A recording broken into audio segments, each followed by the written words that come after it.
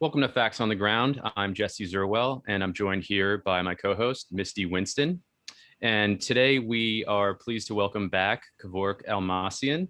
He is an independent political commentator whose work focuses on Syria. He's also the founder of the independent political commentary site Syriana Analysis, which deals with developments on the ground in Syria. Kevork, welcome back. Thanks for joining us again. Thank you very much for inviting me again. It's a pleasure to be on your show, guys.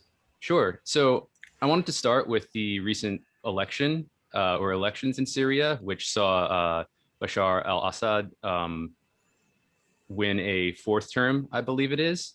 Yes. And this is in the midst of the reconstruction that's been happening there after the civil war and Western proxy wars there. So can you talk a little bit about the dynamics of that election? Actually, we have to see first of all, the elections before this election, which was in 2014, where President Assad participated in the election, vowing to defeat the CIA and MI6 and other intelligence-backed terrorist organizations. So in that stage, his political program was mostly about defeating the armed opposition that they say for Assad, including Al-Nusra Front, ISIS, Jaish al-Islam, Ahrar al-Sham, etc. And he succeeded during that period of time in eliminating at least 70% of these rebel-held areas, right? So he restored larger swath of territories with the help, of course, of the allies. And now the military aspect of the war is almost coming to an end. It's not only because the army has defeated the terrorist organizations, but also because there is an active diplomatic channels opened between different powers. Most notably is between now Russia and the United States.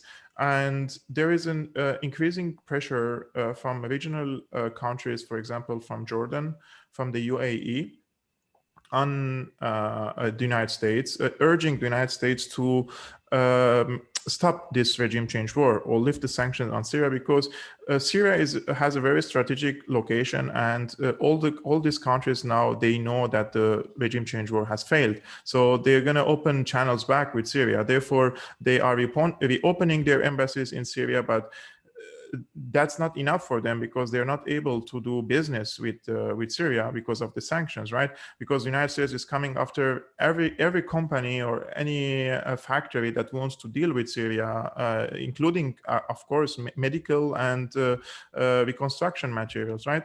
So this active diplomatic activity, combined with the military successes of the Syrian army, has brought President Assad into a position of not giving promises, but presenting a project for the Syrians that if the previous stage was about defeating terrorism, now the second stage is to reconstruct Syria again. And what he actually said during his speech, the oath, constitutional oath speech, there were important aspects of it. One of which, Syria have now 3 strong or big industrial cities: Damascus, Homs, and Aleppo. And he said in these industrial cities, we started building 3,000 factories and 10,000 workshops, small businesses. And this will, of course, boost the Syrian economy. And he said all this work is done by Syrian hands and Syrian expertise and Syrian materials. So don't expect any help from the outside world, including the allies. Like he said it clearly, don't rely on anyone. This is our business, this is our problem, and we're going to solve it together. And he then touched because 50% of the Syrian oil and gas energy resources and also are in the hands of the United States. And also a lot of electricity generators are working on gas. So Syrian government is incapable of providing electricity to the factories. So he said we're moving to the alternative energies, the green energy, solar systems. And we adopted this solar system experience in one of the industrial cities. and it was successful. So we're gonna generalize this experience on many factories in order to spare or what we have from the electricity to the residential areas. So he actually presented an economic project for the people. And on a political level, he said, we're not going to compromise on our territorial integrity. We're not going to compromise on the constitution. He said some people think that we need to compromise on the constitution, but the constitution is the backbone of the country. And the country needs to have one title. And he called the title by Pan-Arabism. And he said he understands that a lot of people are frustrated with Pan-Arabism because a lot of Arabic countries have betrayed Syria. But he said that doesn't mean that we have to abandon Pan-Arabism, because for us, Pan-Arabism is an economic political project which has a civilization dimension. And that doesn't mean that we're going to assimilate the minorities into the Arab identity, because we're not presenting a nationalist project. This is a civilized project for everyone. We're going to preserve all the minorities in Syria. This is our job to preserve them. And above that, we want to rely on Pan-Arabism because it's the only political, economic, and ideological alternative or project that we can rely on in having an regional integration with the regional countries, because at the end of the day, you're living in mostly Arabic area, right? So we are not going to abandon that, despite the fact that we have been stopped by many Arab countries. He also touched on the Golan Heights, and he said that they're not going to abandon any single inch of the Golan Heights. And he criticized the Arabic countries who normalized relations with Israel. And he said the modern warfare is not about occupying territories, but rather about occupying the minds. And he said Israel didn't win the war in 1948 when they occupied the Palestinian lands, but they succeeded in occupying Palestinian lands when some of the Palestinians and some of the Arabs were convinced that they can restore their rights by normalizing relations and making compromises with the Israeli occupation army. So he said our war is not only like a military warfare, but it's also a psychological warfare. And a lot of people are falling into defeatism, and they think that the only way possible for the so-called prosperity in the area is to just bow in front of Israel. And it's not only a compromise, like you are giving them humiliating compromises in exchange for nothing, right? So he drew a map full of like political, economic, strategic components, and he said, "This is my project, guys. If you want to be with me, I'm with you." And my personal impression was, and I also said this on a colleague channel a few days ago on Franco Analysis, that Assad didn't abandon us when we needed him. Seriously, I'm not talking about the person who is only a politician. You know, if Assad left power, let's say in 2012, 2011, and he said, "Guys, I'm leaving power. I'm now too controversial for the people, for the international community. Figure out how to solve this," I would have called him a traitor. If he left us in front of this tsunami of NATO regime change, war, and aggression on us, I would have called him a traitor. But he was steadfast, and he was like ISIS was 20 kilometers away from his office, and it was very possible for him to be murdered, like Gaddafi. So I owe a very big respect for Gaddafi because he stayed in his country, and it's the same thing for Assad. And it's worth noting that Gaddafi was also a pan-Arabist, if you will, or was taking a pan-Arab approach to politics. A lot of people don't know that Libya and Syria had a very good relations, and Gaddafi personally had a very good relations with Assad. And I would like to mention an information maybe some of the audience are not aware of. In the 80s, after in 1982, when the Muslim Brotherhood also they declared the so-called revolution against the Syrian secular government. So they were defeated. But back then, there was a very huge pressure also on the Syrian government because the brother of the former president, Hafez al-Assad, he was the one who crushed the revolution there. And when he crushed the Muslim Brotherhood uprising, the armed rebellion against the government, he felt like he's too powerful and he wanted to do a coup d'etat against Hafez al-Assad. His name was Rifat Assad. And Hafez al-Assad gave him an ultimatum that he has to leave the country. And he asked for a big amount of money back then in the 80s. Like he won't leave the country unless he has a big amount of cash. And it was Gaddafi who paid him the money and told him, please leave peacefully, go to wherever you want, just leave Syria alone, let the peace prevail there.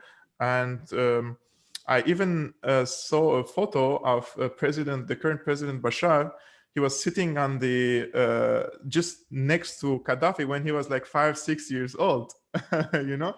So there were also family relationships between them, and unfortunately, Syria couldn't help Libya in when the NATO started. Although I can assure you, there were multiple reports coming from Al Jazeera, which is, in my opinion, Al Jazeera is the worst media outlet in the entire Arabic world, because they don't only distort the truth, they tell blatant lies and sell it as a fact.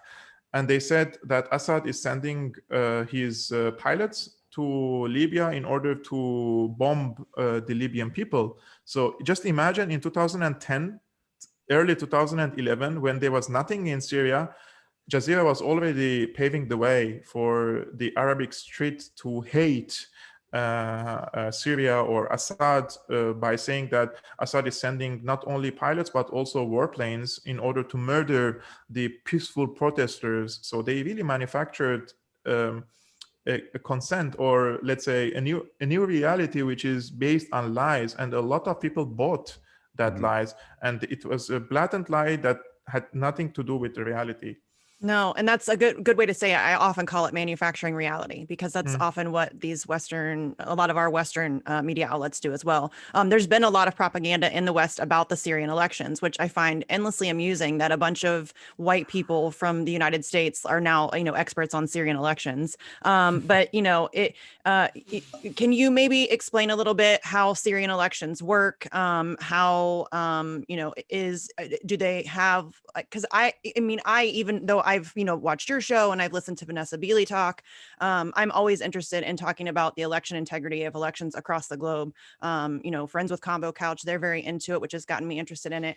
But people will try to say that Assad picked his own opponents, or that, people were forced to vote for him, which, if you're just like a casual observer and you see this guy walking through the streets, the people love him. He's like a beetle. You know what I mean? Like the people in Syria, and that's not to say that he's, perfect, or he's, some angel or a saint or whatever. He's still a world leader, and no world leaders are without their flaws and without their skeletons. But the people of Syria love him, I think, because what you said earlier, he didn't abandon them.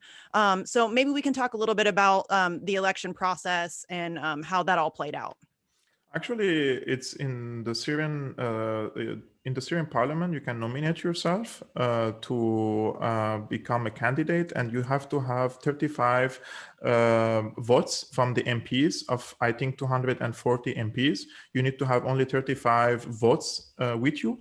And there were, I think, around 50 candidates. And after they collect all the names of the candidates, the names of the candidates go to the higher constitutional court, and the higher constitutional court, they filter the names, and after filtering, they become 3 names. And the names of the candidates were Mr. Abdullah Saloom, and Mr. Of course, Bashar al-Assad, and Mr. Mahmoud Ahmad Mar'i. One of them was Mahmoud Ahmad Mar'i was from the domestic opposition. who has taken part in the Geneva talks as part of the Syrian opposition delegation. So, so even the narrative or the argument that they say Assad chose the candidate, it's like he chose an opposition person who participated in the Geneva talks that is accepted by the UN and by the United States, by Britain and everyone to be against Assad himself, right?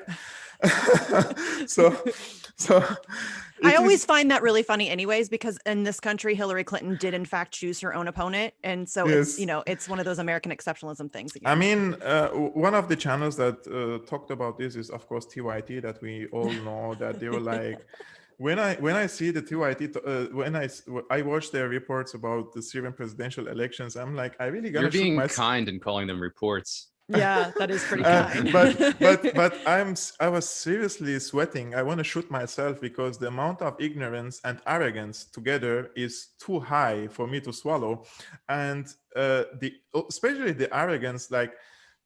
I'm not a person who likes to call people he's a white or his, but they have this arrogance in themselves that they know better what's going on in Syria, you know? it's like really, hyper-Orientalism. Yes, exactly. And it's really irritating because especially, I mean, Anna Kasparian and she also hosted this other Latino woman, Francesca. She's terrible. Francesca, she doesn't know what is she talking about. I have a little bit I have a confession to make. I downloaded their video and I watched like frame by frame when Francesca was talking in during her presentation of the Syrian presidential election. And it's pretty obvious from her body language that she's nervous and she doesn't know what is she talking about.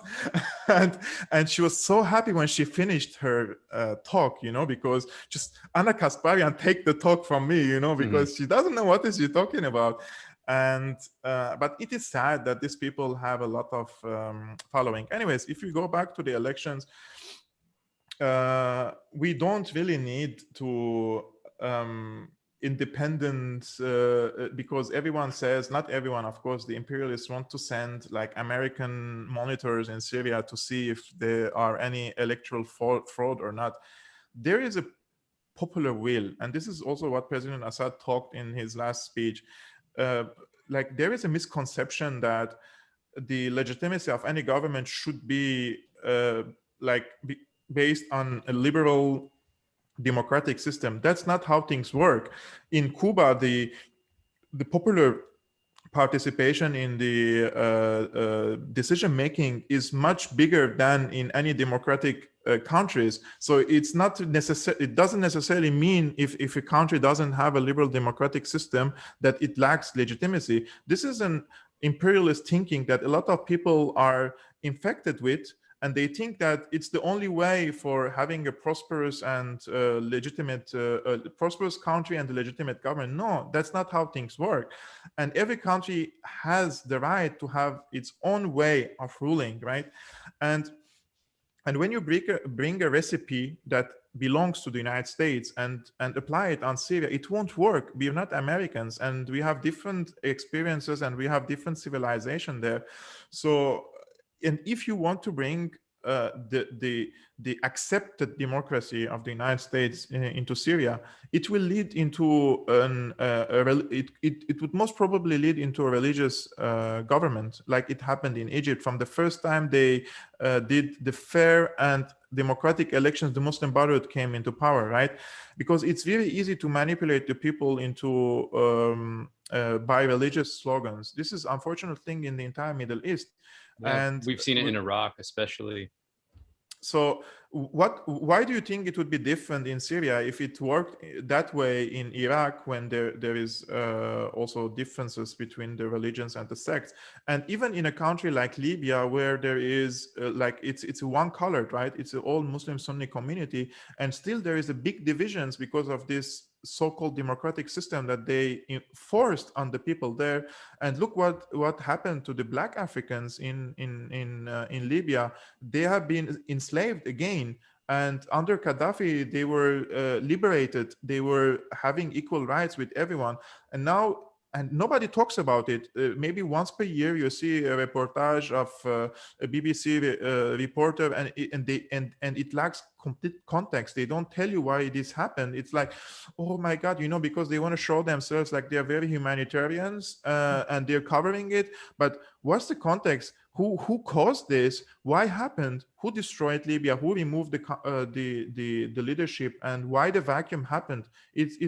They talk about the consequences without showing the reasons for or the factors that led to these consequences, right?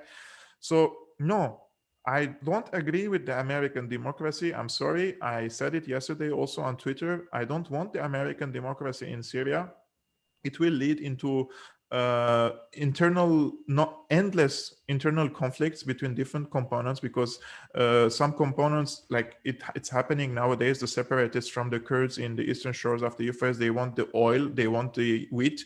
So why would they have 50% of the oil, and all the Syrian wheat and other communities are completely deprived of it, right? So it will lead into intra-fighting again if you adopt this system. I'm against this kind of democratic system. To be fair, Kevork, it's not really democracy. We don't have democracy here either. It's what we call democracy it's just a show. We just like to give you the illusion of choice, as Noam Chomsky has called it. And that's exactly, and I think that's a really important point. I think we talked about this with Vanessa a little bit. I think Americans tend to, it is like this extreme arrogance, this American exceptionalism, where we want to put our culture and our way of doing things on other people, and other people don't live the same. We have vastly different worldviews and experiences, and we live in a different, do you know what I mean? So it's this thing where we think everybody should be like us. We want everybody to be like the United States, and that's just ridiculous. But this is also a recipe for if people want to make a career for themselves as a journalist, it's becoming a recipe for them. Even among the so-called left in the United States, I'm seeing a lot of people in the left in the United States, and they call themselves anti-imperialist, and they're repeating the same talking points of the CIA and saying it's a brutal dictatorship. Assad has killed all his own people, and it's a police state. These are the same talking points that the CIA relied on when it launched the war on Syria. So when you call yourself an anti-imperialist and repeating the same points that the CIA is saying, just because you want to show off in front of your audience that I'm an objective, I'm not with Assad, but I'm criticizing this, say, no, this is an existential war for us. You're not helping the victim. You're shooting him twice by calling the Syria as a police state, because some of these people who say it's a police state, they have been into Syria. Like, they were in Syria and they went on a journalistic visa. If it was a police state and it was a dictatorial regime, as you call it, first you wouldn't get a visa from this government, because you're calling this government a brutal dictatorship, right? So you're already receiving a visa. You're going there cruising alone, without minders, without any restrictions. But because you are a careerist, and of course I mean only this particular people, they're a careerist and opportunist people. They go back and show off, like, I know, I've been into Syria. Dude, you were in a hotel in Syria, and then you walked in some of the streets, and it's in 2021. Where have you been in the past 11 years? Right. When brave journalists were going to Syria, and I will mention Eva Bartlett and Vanessa Bilu, not because my colleagues, but they were under fire when they were in Syria. For years. Yeah. And these same people who have now, taken their 3-day journey to Syria, which, listen, I'm not trashing that, like, you doing that. That's a great thing. If you're a journalist, you should absolutely, if you're going to cover Syria, you should go to Syria. So I'm not trashing that, that effort. But to then not mention the journalists who have been doing this for years before you, and then to pretend, and again, the, trying to play the neutral card. And I don't even necessarily know that it's just careerism. I think that's a big part of it, but I think people are afraid, because if you don't call Assad a brutal dictator, you get called an Assadist, and you support terrorists, and you love dictators, and you will get trashed for that. I mean, I've experienced that myself. Anyway. they've been called anyway, just because some of them debunked the mainstream media narratives on Syria. They've been called anyway. Like imagine that, for example, someone like Jan Henderson or the whistleblowers in the OPCW, other whistleblowers, they've been called Assadists too. There is no way to escape from these slanders, these accusations. It's for me, it's a bullshit. They've been calling me for 12 years like Assadist and neo-Nazi, Nazi, like everything. Like I don't care what others call me. I know myself. And when I'm talking to you, you're seeing my work. I'm not someone who is making a propaganda, and I'm not someone who is spreading false information or doing anything anywhere close to right wing. Like, you know what I mean? But people are too simplistic nowadays and too. Like, well, they rely a lot on the shock factor of what they say. So they say something like Assad is a brutal dictator who murders his own people. And that's a shocking thing to hear, especially if you're not familiar with what's been happening in Syria. And that shock overrides any context that there might be to a claim like that. So that lack of context, it makes those claims very easy to spread and believe in. And I do think careerism plays a big part in it, especially with people like Anna Kasparian, who can then go on to these cushy think tanks or whatever kind of organizations or CIA cutouts there are, and interview people like Madeleine Albright, like she's some kind of humanitarian. So there is that aspect to it, but there's also the lack of historical context too. Like Gaddafi was the first Arab leader to report Osama bin Laden to Interpol in the late 90s. Under Saddam Hussein, there was the highest intermarriage rate of Sunni and Shia in the Arab world.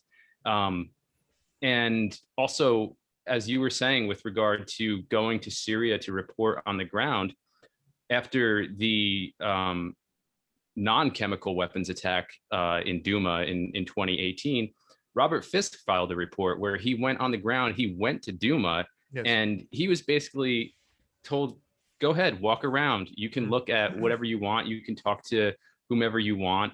And he reported that when he talked to locals, some of them had no idea that there was even this story out there about a chemical attack. So it's that lack of context when you hear people like Anna Kasparian, Francesca, Cenk, when they talk about it, there's never anything that comes after the claim, like, okay, so this is how Assad is rounding up his people and murdering them. Never mind the fact that the people that Assad has been fighting against are, the US's Wahhabi proxies, essentially. That's completely left out. Yes, one of my favorite things in that video that Francesca and Anna did was and I watched your video on this, Kevork, and I know you were mad, but it was like good. It was like fun to watch because they were so ridiculous. But she was saying that Assad has decimated his opposition or whatever. And I'm like, yeah, they're fucking terrorists. Like, that's a good thing. Why are you trashing them for that? Like, that's cool. That's a cool thing. The two things here is very important. Robert Fisk is a legendary reporter, and he's like a bulldog. If he saw anything close to any evidence that the Syrian government used the chemical weapons, he will spit on the face of the Syrian government and write about it right away before he even goes back to Lebanon. He's that kind of a character, Yeah, he was very outspoken against Hafez al-Assad after I believe the revolution you referred to earlier was crushed, and there was he reported on the massacre in Hama, I believe it was. Yes, he was in Hama. Yeah. In the 80s, yes. Right. The second thing is, when you say Assad is killing his own people, I will refer this in a different way and for your audience to answer for themselves. Okay. There are a group of Syrians who joined armed groups in Syria, and their numbers are with tens of thousands, right? We shouldn't fool ourselves. There are maybe between 40 to 100,000 Syrians who joined these militant groups. And there were, of course, around between 60 to 100,000 multinational jihadists who came into Syria, and they were all fighting together against the Syrian government. Including Chinese Uyghurs. Chinese Uyghurs, Uzbeks. Only this week, the Chinese Uyghurs conducted a suicide attack in Western Aleppo, and the Uzbekis also conducted a suicide attack in Western Aleppo. And today I was talking to a colleague in Aleppo, and he said the Uyghurs attacked on our posts and we lost 4 soldiers, okay? So that the people know. So these so-called Syrian rebels, they are fighting alongside them. So when there is an infighting, we see it from a perspective that these guys are tools for the American imperialism, and they are tools for the regime change. So when you're killing them, they are armed. Like, it's not like you're killing your own people. They're armless people, or they're coming with you with roses or something. No, they are actual fighters fighting among tens of thousands of multinational jihadists who won't hesitate to blow up themselves just to go into paradise and have their 72 virgins. This is what they believe in. So when you're fighting them back, you're not killing your own people. You're fighting American project in Syria that is using unconventional tools this time, which is the 4th generation of asymmetrical warfare, using guerrilla warfare against the Syrian army, because Syrian army is a regular army and they don't fight guerrilla warfare. And they succeeded at the beginning until the Syrian army changed its tactics and retrained itself, etc. Right? So it's a really ridiculous thing to say is killing his own people, when some Syrians, they voluntarily wanted to be tools in the hands of the Americans. And I might excuse someone if in the beginning, 2011, 12, 13, he was misled. Okay, he thought it's a revolution. He thought that he's going to bring democracy, he's going to bring etc. etc. Yeah, but I count myself among those people, Yeah. especially with all the fervor that was whipped up with regard to the Arab Spring. Yes. And it was very easy to be convinced that Assad was a brutal dictator who was killing his own people, dropping barrel bombs on them, etc. But now, if you tell me in 2021 you still believe that these people are misled, no, these people are now knowingly mercenaries. Like, they know they're mercenaries, and we know they're mercenaries, and they get like the Free Syrian Army now, the so-called Free Syrian Army. Turkey is now, they sent them to Libya. They sent them to fight the Armenians in Nagorno-Karabakh, and now there is a talk of sending them into Afghanistan. These are mercenaries. They're not freedom fighters, right? So when you kill a person like this, you're, despite the fact that we don't want this infighting to happen, right? We don't want anyone to die. But when you kill a person like him and you call it killing his own people, this is the most ridiculous thing I ever heard. Yeah, that's fair, because I don't want to use the word traitor, but kind of. I mean, these are people who are actively working against the benefit of the Syrian people. Yeah. And so, I mean, that has to be dealt with. If you're the leader of Syria, you have to protect the people. And that's a threat. To simplify it, it's like someone is breaking in your house with a gun, and it's your neighbor, and you kill him, and they call it killing his own neighbor.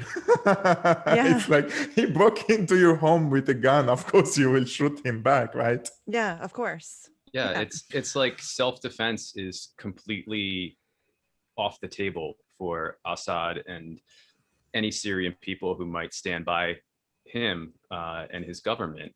And that's been injected so much into the Western narrative of what's happened in Syria, is that you're not, if you do that, first of all, you're not allowed to do that. And if you do that, you're supporting a brutal dictator, and you're not trying to preserve your country, a sovereign nation, from being overrun by Western-backed terrorists. And again, we don't get any of that context from TYT, for example. No, we get their expert who lives in Brooklyn.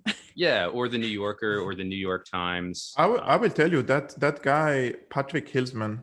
Awful. Patrick Hillsman, he has been a few times in Aleppo, and I mentioned this many times. He was sneaking into Syria, breaking into Syria without a visa, and he was passing through, coming from Turkey and passing through all the checkpoints of Al-Nusra, Al-Qaeda, and coming to Syria. And he never mentions that there is Al-Qaeda in Aleppo. He never mentions 13,000 civilians were murdered by the so-called rebels, by their mortars, and he never mentions the kidnappings. He never mentions the siege on the Western Aleppo. He never mentions anything of this. He's just there to make a propaganda. And today I was reading another tweet by a person who claims, of course, that Patrick Hillsman is the grandson of a former. Okay, I will get it just right now. Yeah, on I know my- what you're talking about, but yeah, he's like got connection. Shady. He's a So- shady character. So Patrick Hillsman just so happens to be the grandson of the State Department official who led a coup against Diem, was the architect of the concentration camp program, and the irony is he backed the chemical weapons campaign against Vietnam. So this guy is very fishy, and we have to ask questions. How is this? How he came to Turkey? Who paid for his trips? And how he was allowed to come into Syria, because you need to have connections in Turkey as well to cross the border. And then he was embedded with Al-Qaeda there, and they're using him as an expert on Syria. Yeah, I want to know why TYT chose him as an expert out of all of the people that there are to talk to have on their show as an expert on Syria. To have a guy who's written all of 4 paragraphs on Syria is suspicious to me. Why are you doing that? Why are you having some guy who lives in Brooklyn and then they promote him as this expert, this he's a Syrian-based journalist, and within the first 30 seconds he had to her own guest had to correct her and be like, no, I'm not in Syria. Yeah. You know what I'm saying? And it's very suspicious to me that this guy who clearly has no qualifications to be talking about this subject is the person that TYT, with all of their money, chose to have on their show. There are lots of people who they could have chose. He is a troll. Let's call it the way he is. Patrick Hillsman is a troll, and he trolled me a lot in the past when he was in Aleppo. And it shows that the TYT, they never do their homework. If they checked him, they would have found who is this guy. And secondly, I mean, there are many experts on Syria that they can host, but they have to also like defend themselves, because they found themselves in a position of defense from their perspective that everyone was criticizing. Just go and watch their videos about Syria, the 2 videos that they made about the elections. The thumbs down are like hilarious. It's like 2,000 thumbs down in actually like 200 thumbs up, So they know they are in deep shit. So they brought this guy, and Anna Kasparian, the day before the interview, she I believe she wrote on Twitter that she will host a Syrian journalist. And yes, so the first time is a Syrian journalist, and then during the show she said he is based in Syria, and he was like, no, dude, I'm in Brooklyn. Calm down. And I've never been based in Syria. It was like coming and visiting Syria. So Brooklyn, Syria, what's the difference? 10,000 kilometers. maybe he was at a CIA base a few times in Syria. Maybe that's about it as far as I would never go. rule out that possibility, because what kind of motivation should someone have to travel all the way 10,000 kilometers to Syria and stay with Al-Qaeda terrorists for days, and they don't touch him, and he's like living without electricity, under fire? And what's his mission? Maybe we'll never find these answers, but I'm not a conspiratory person, but we need to ask questions. So what was his mission if he wasn't making any reportage?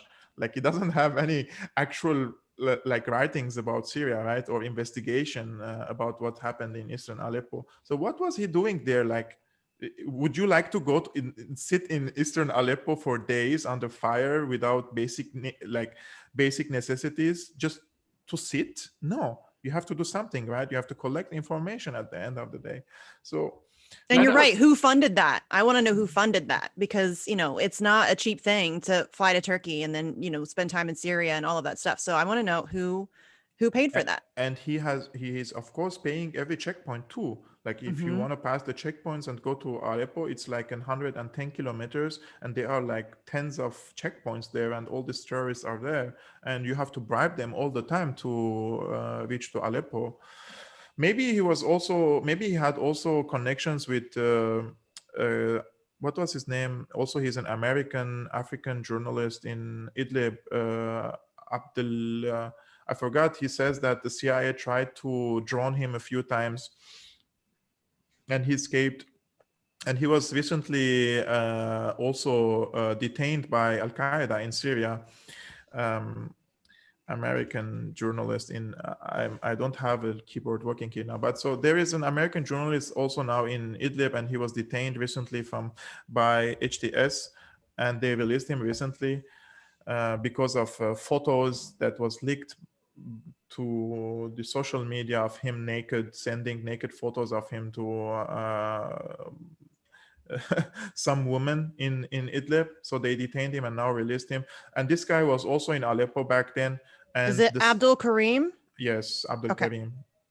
So Abdul Karim was in Aleppo as well, and he was bused in 2016 to Idlib, and he was used by CNN many times as an independent filmmaker and a journalist in Aleppo, while all his interviews and all his shows he's sitting with notorious Al-Qaeda leaders, the longest beard you can ever see in your life and he was giving them platform, and the entire narrative that he promotes is that this is an Islamic revolution against an infidel tyrant. So, and the CNN used him many times. The Sky News used him as their fixer in Idlib. So these guys are in Syria not only to do some journalism. Of course, they have ties with intelligence agencies, and they collect information, factual information underground, especially about the situation in rebel-held areas. Because, as we know, the US and UK, they send hundreds of millions of dollars into these areas, right? Only yesterday, the declassified website revealed that the UK has spent over $400 million in opposition-held areas only in between 2014 and 2017, $400 million from the taxpayer money of the Brits. And the documents prove, this is a mainstream media, not even an alternative media, that a lot of this money has gone to radical jihadists in Syria for them to buy their Toyotas, to buy their cell phones, to buy weaponry, etc. Because it's a very, very, very complicated plot against Syria. What the Americans did, basically, they sent weapons to the so-called moderate rebels from the Free Syrian Army. At the same time, they enable ISIS and al-Nusra to have some sort of an financial independence by controlling the gas fields, for example. So Turkey buys the gas and the oil of Syria from ISIS, or used to buy them from ISIS. And ISIS uses this money to buy weapons from the Free Syrian Army. So it's a complete circus of, it's a mafia game, you know? Mm-hmm. And America knows who was buying their weapon. I mean, you can see clearly American weaponry in the hands of the ISIS, right? And they say, oh no, these weapons were stolen from the Iraqi bases in Iraq. So we didn't give any weapons to ISIS. It's a crap. We know how things work in Syria, and we know how the United States, they wanted to use ISIS. Of course, I'm not saying they directly founded ISIS, but they saw the growth of ISIS. They allowed it to grow, this Frankenstein, and they wanted to use this Frankenstein against Assad to force him to compromise, and it didn't work. It didn't work, and thankfully the allies of Syria have intervened at the right time.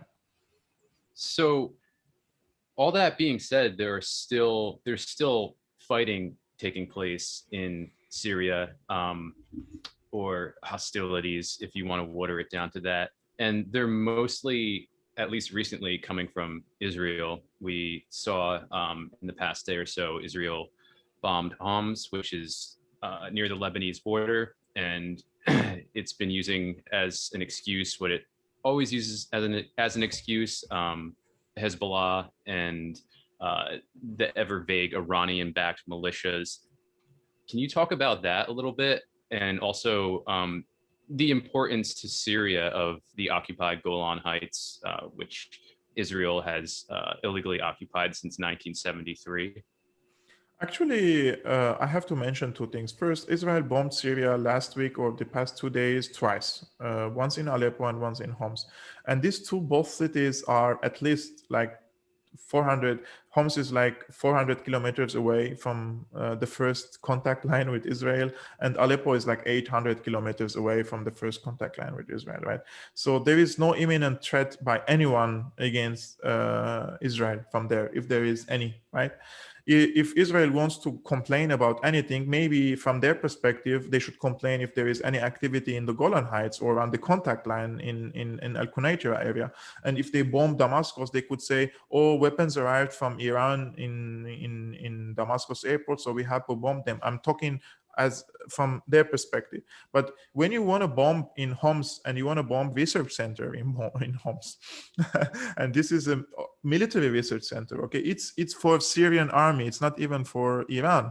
And when you bomb in Aleppo, also another airport, who died from this in these airstrikes? Syrian army soldiers. So if they're really striking, let's say, Hezbollah fighters or Iran-backed militias, where are they? Why aren't they dying? Why only SAA, Syrian army soldiers, are dying in this airstrike? So nobody can deny that there are Iranian advisors in Syria. And now in 2021, the number of Hezbollah fighters are below 5,000, okay? And they're mostly, so there are areas that are recently liberated. They have checkpoints there. Some of them are in Al-Badia against ISIS. There is no active Hezbollah force in Syria who is aiming to fight Israel. If they want to fight Israel, they can fight it from Lebanon, and it's they are well equipped there, and they have their trenches, and they have city under a city. If you go to southern Lebanon, you can see like they have built a city under a city in southern Lebanon. So the battlefield for Hezbollah against Israel is there, not in Syria. But Israel, I would say there is a good Twitter account. It's called Sam 2.0. He follows, monitors the Israeli spy plane the entire week, and he sees their activity, what are they doing, and he predicts when Israel is going to strike. So basically what Israel does is they monitor the cargoes coming from Iran. Of course, their weaponry also coming from Iran through these cargoes, and we are using this weaponry against the terrorist organizations, right? And they follow them all the way. Where are they going? Whether to Homs, whether to Aleppo, and they try to hit these cargoes, right? And every time, like you hit a cargo, for example, what's the strategic benefit of hitting a cargo? You're not reaching anything. Like you're not having any upper hand by hitting a cargo. And basically, I would guarantee you, if they are firing 10 missiles, 8 of them are being destroyed at before reaching to the destination. So if you shoot 10 missiles, you're hitting 2, you may be destroying 1 or 2 cargoes, but the rest are reaching their destination. And this weaponry are being stored in their safe places.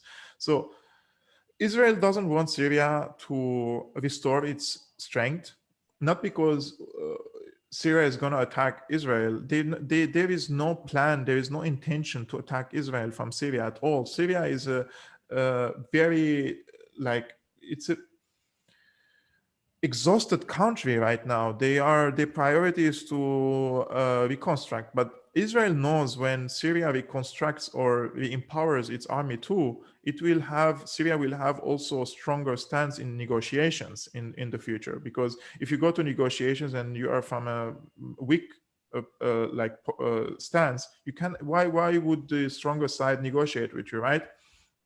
So speaking of the Golan Heights, in my opinion, it's very, very difficult right now to liberate the Golan Heights in these circumstances. Unfortunately, I'm saying this with all objectivity. The priority is now to liberate Idlib. And for that, the Russian Air Force this week was active over Idlib, because 2 weeks ago, there was the UN Security Council voting on allowing border crossing humanitarian aid from Western countries into the rebel-held areas. And the Russians were willing to give that green light to the Americans, but Assad had his own reservations, and they said, we need compromises from the United States. Why would we just allow them to have a easy pass for this, they can send us this aid and we can distribute it even into rebel held areas. The Americans refused.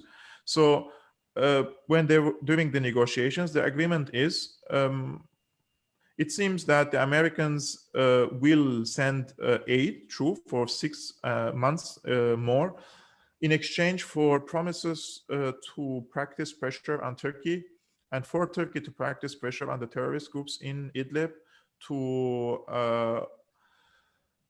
have an disarmament area between 6 to 10 kilometers on the both sides of the M4 highway, that the Syrian government really needs that highway to connect Aleppo into the coastal area, Latakia, Tartus, Jableh, etc.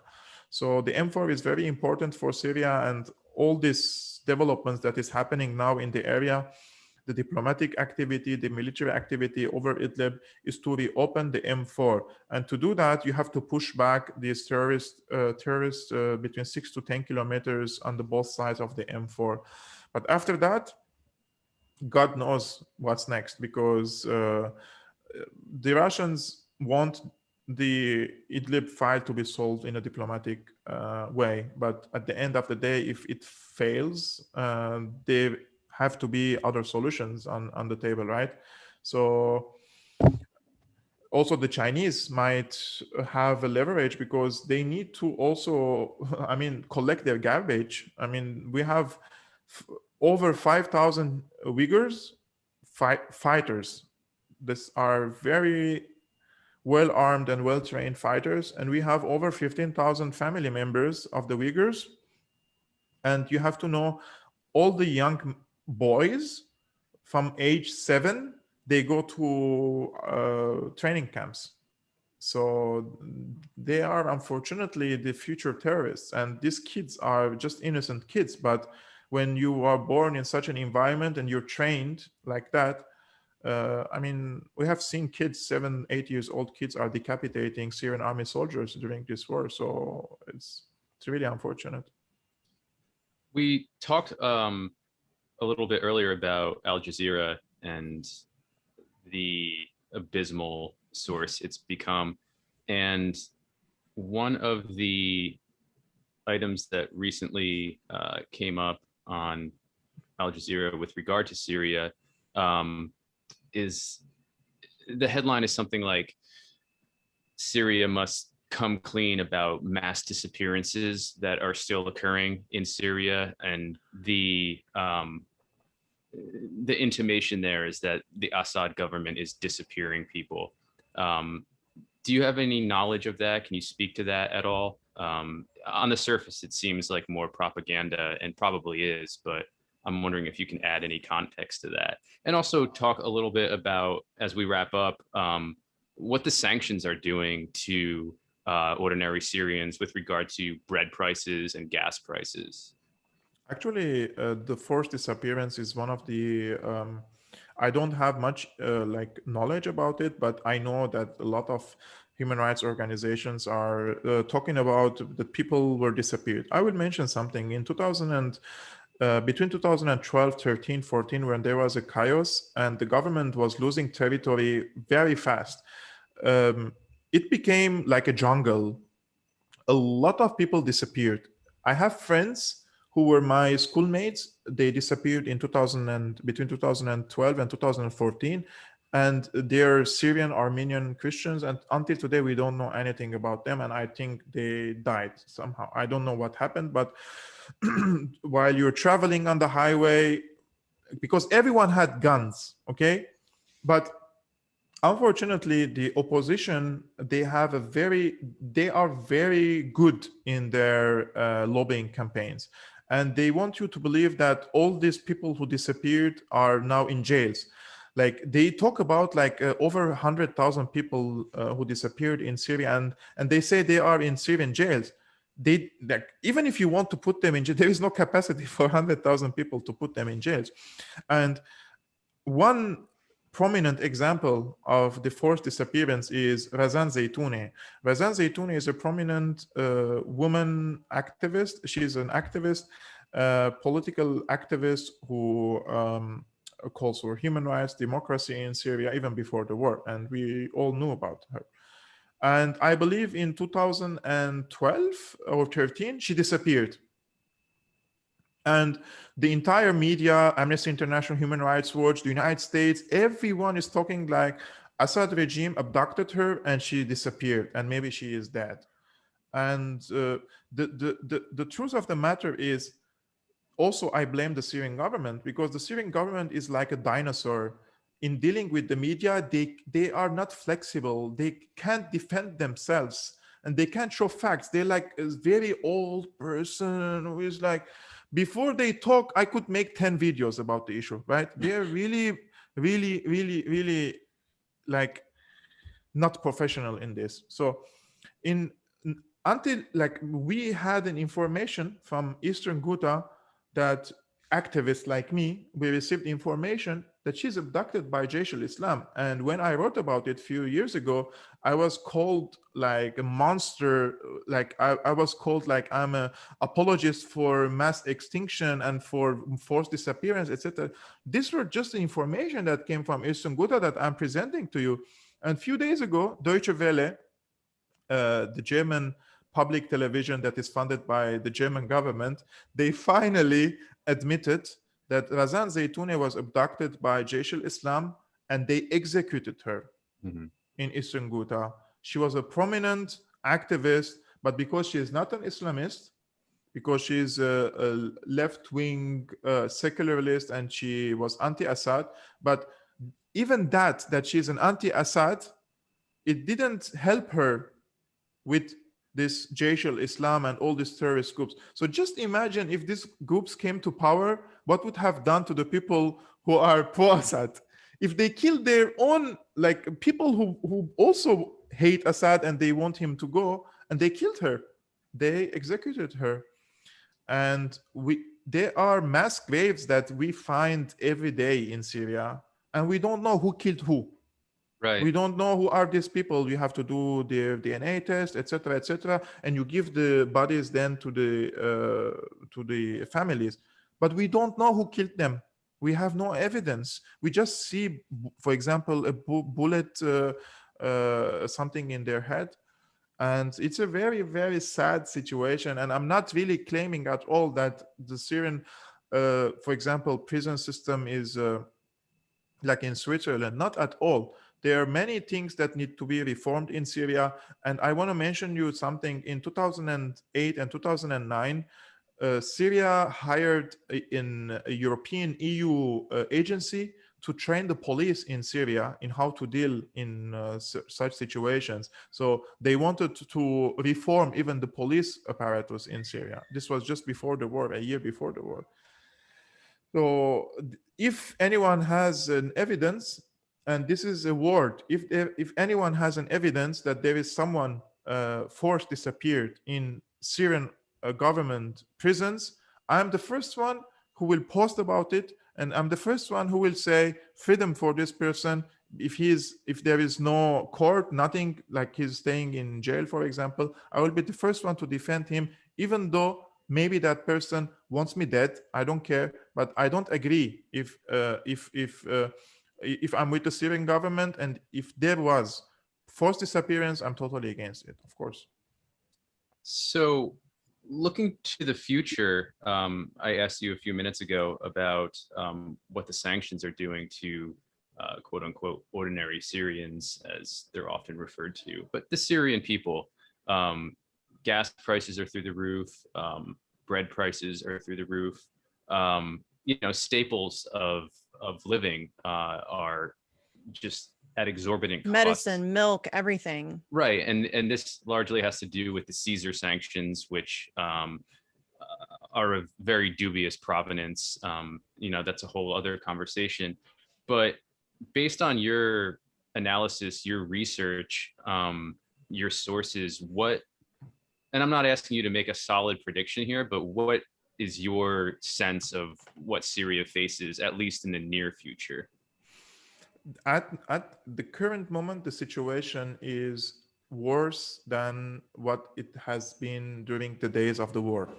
Like when ISIS was occupying 70% of Syria, the situation was even better on the currency level, on the bread, electricity, fuel, gas, milk, etc. Right now, the situation is it's unimaginable. Like, and the people, like, you need at least as a person 500,000 Syrian lira per person to survive, just to eat and drink and sleep. That's it. And the salaries are like 100,000. So you do the calculations. It's horrible. I can't even tell you more than that. But I'm a little bit optimistic after the recent deal between Russia and the United States about this border crossing checkpoint. And there are tacit agreements that I've been informed that there are things that are not declared. And the United States, although is imposing harsh sanctions on Syria, but they have open channels for Syria to circumvent these sanctions. And if the Syrian government lets this aid to go to the rebel-held areas. So also the Chinese came to Syria on the same day President took his oath. So they also signed on 6 agreements with Syria. And Assad also declared the construction of 3,000 factories and, as I mentioned, 10,000 workshops. So all these factors will definitely have a positive impact on Syria. But there is also a very important thing that a lot of people do not mention it, which is Lebanon. Lebanon is it's like a pain in the ass for Syria right now, because we have, according to estimates, local estimates, between 40 to 60 million billion, million dollars in the Lebanese banks. And this money is being frozen by the Lebanese banks because there was a complete collapse of the banking system there. So even if you have a money, the bank is not giving you any penny. Just they tell you go and do whatever you want. They don't give you any money. So the Syrian pound was like between 1,000. So every Syrian lira, every dollar was like 50 Syrian liras before the war. $1, 50 Syrian liras. And this has increased dramatically during the war, but it was more or less steady till 2018. It was like 1,800 lira per dollar. And all of a sudden, in 2 years, it crumbled like to 3,000. It's now every dollar is 3,000 liras, because we had some solid money in Lebanon and we were able to bring some dollars from there. And because of the also American backed uprising there, the entire banking system collapsed in Lebanon, and nobody can take their money. And even Assad mentioned this. So I said, we have money there, but we can't touch them. And the central bank of Syria is under sanctions. So you can't really do transactions, you can't really do business, you can't do anything. And Syria has no solid currency. We don't have euros, we don't have dollars, we have nothing left in Syria. We're just living day by day. And we are getting fuel from Iran. Like, if there are 2 tankers coming into Syria, I will mention this because it's very important. People think that if 4 million barrels of crude oil arrives to Syria, oh, that will be enough for us for many months. No, the crude oil, you can't use it. You have to refine it. Mm-hmm. And when you refine it, it will be like maybe half the amount. And you also you have to make it, some of it benzene, some of it fuel, etc. And this amount of 4 million barrels is enough for like 40 days in Syria. So every 40 days, you need like 2 tankers, like another 4 million of crude oil coming to Syria. And don't forget that Israel is like, they are hitting the Iranian tankers too. They already sank a few of them on their way to Syria. So it's a really horrible situation. How can you secure these needs? Like, your gas and oil fields are occupied by the United States. Iran is sending you oil, but Israel is there is gonna sink your tanker. So, I mean, a lot of my friends in Syria are like, enough is enough. We can't. We're fed up. The government is shit. La la la. But I know for sure, like the government can't do anything. They don't have it. Like, how can you give them this glass of water if you don't have a water in it? You don't have it. You can't give your people things that you don't have, including milk. Even the milk is coming from outside of Syria. It's 2020, 2021 economically is the worst phase of the Syrian war, also because of the Trump's draconian sanctions. The Caesar Act is very bad. It targets, like, if today I'm Kevork, if I send, let's say, a few tankers of products to Syria for reconstruction, for basic necessities, the opposition here, they will send my name to the US State Department and I will be listed on the sanctions list. So no one can do business with Syria. So how can these people survive? It's like an open air prison for them, right? And but they're doing this for they're helping the Syrian people, like they're helping humanitarian the Cuban, efforts. Yeah, they're helping the Cuban people now. Right. Yes, we like to help. We're helpers, Kevork. I don't know if you know that, but us Americans we're big helpers. Yeah, and I think bringing up Cuba is important because there is a line that connects all of these conflicts, for lack of a better word, and that line is Western conquests, better. Western imperialism. Yeah, and the contradiction of the West saying we want to see a stable democratic Syria, and then doing everything it can to undermine Syria's ability to do that.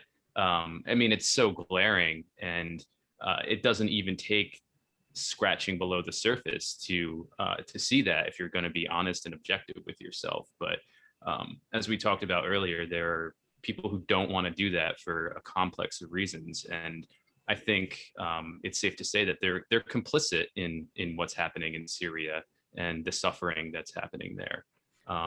But we always blame the United States. Yes, of course, the United States has a big role, but also, if there were it not for some Syrians who are lobbying now in the United States with the Zionist AIPAC to impose harsher sanctions, these sanctions won't see light.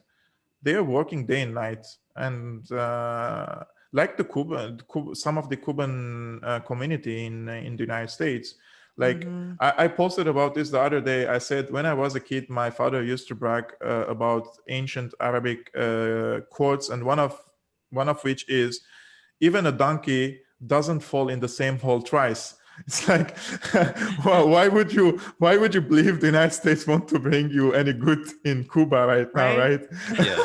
Or anywhere. If you are anywhere, the United States is not going to help. That's not what we do. We destroy. That's an unfortunate fact. I'm sorry, but that's just the way it is.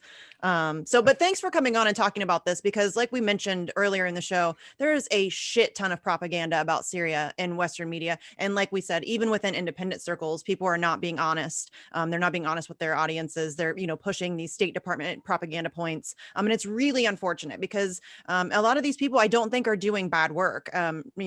On the whole, I think that they have this kind of ingrained imperialism and this ingrained need to like self-protect against, the smears and the slander, and they want to protect their careers and all of that stuff, which is sad. So I'm really appreciative to you for coming on to talk about what's actually happening in Syria. I think if you want to know what's happening in Syria, you should talk to people who are from Syria or who live in Syria, or I think that's probably just a good way to go for it. That's sort of basic things, guys. Just talk. Do you want to tell everybody where they can follow you on social media and stuff, where they can find Syrian analysis? Because I love your work. I watch it all the time. Thank you. Let people know where they can find it. Actually, most of the videos I'm posting are Syriana analysis YouTube channel, and tomorrow I will post an important video about the UK's funding of the terrorist groups in Syria, and in collaboration with Vanessa Beeley. And my Twitter account is Kevork Almassian. Also, the everything. Like I'm all the platforms with the names of either Kevork Almassian or Syrian Analysis, Facebook, Twitter, Instagram. I'm not yet on other Vovkin. I applied, but waiting for a confirmation. Inshallah, let's say. Soon. Yeah. Well, I nominate you and fully support your joining the Rockfin family. I will. Yes. So Yeah. We hopefully need we'll that. see that happen. Yes. Quickly. Cool. So everybody follow Kevork's work. It's amazing. I can't wait for your video with Vanessa. I love Vanessa. So that'll be awesome. She does great work as well. And Eva too, Eva Bartlett. So thanks for coming on again. We really appreciate it. And we will catch everybody next time. Thanks, Kevork. Ciao. Bye-bye.